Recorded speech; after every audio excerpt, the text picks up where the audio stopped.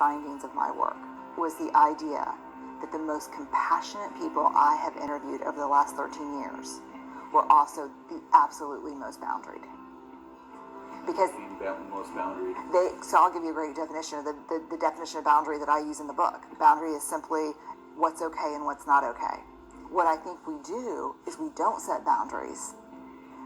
We let people do things that are not okay or get away with behaviors that are not okay. Then we're just resentful and hateful. Me, I'd rather be loving and generous and very straightforward with what's okay and what's not okay. And I learned from the research. I was the exact opposite. I assumed for the first 35 years of my life that people were sucking on purpose just to piss me off. Mm-hmm. That's what I assumed. Whether it was someone who worked for me or it was family member who was constantly I was always critical and judgy. And I was like, why are they choosing these things? Why are they making their choices? They should know better. And then when this thing came up from my therapist, what if people are doing the best they can? I thought, my husband had the most beautiful answer to that question. He said, I'll never know whether people are doing the best they can or not. But when I assume people are, it makes my life better. So now I think I am not as sweet as I used to be, but I'm far more loving. It's not just some technique so that you can do that. That's really a way of being to nurture that soil of wholeheartedness. Yeah. Generosity, to assume the best about people, is almost an inherently selfish act, because the life you change first is your own. Love yourself. Yeah. And so my question is big, B-I-G. What boundaries need to be in place for me to stay in my integrity and make the most generous assumptions about you? But generosity can't exist without boundaries, and we are not comfortable setting boundaries because we care more about what people will think, and we don't want to disappoint anyone. We want everyone to like us, and boundaries are not easy.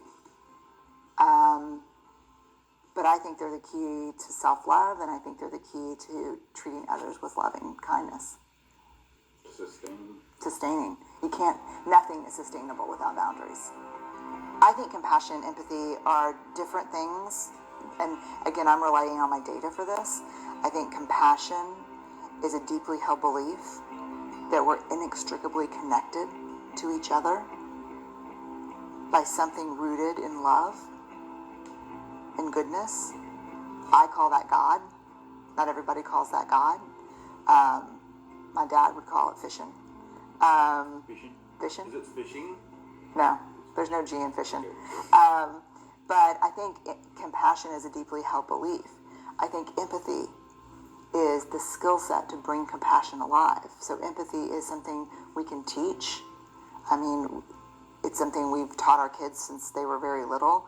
It's about how to communicate that deep love for people in a way so that people don't know they're not alone.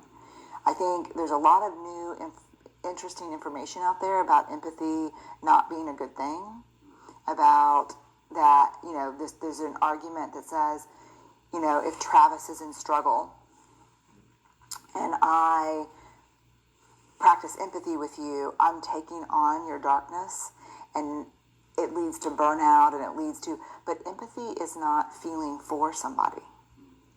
It's feeling with them. It's touching a place in me that knows where you've been, so I can look at you and say, me too, brother. You're not alone in this. And I find empathy to be infinite. I think it gives back tenfold what you put out. It's sustaining. If you've done the work and you have your boundaries, mm-hmm. I mean, you could tread that water forever and never get tired. Okay, so empathy. I'm quoting Travis here. Empathy. If you've done your work and set your boundaries, you can tread that water forever. Right. Amen. It's not finite.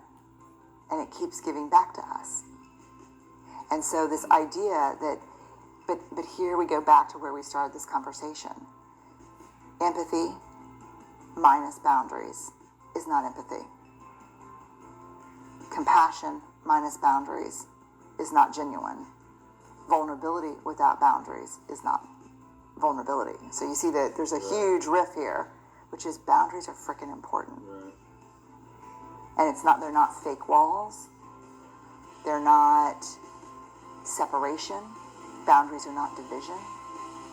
They're respect. Here's what's okay for me and here's what's not.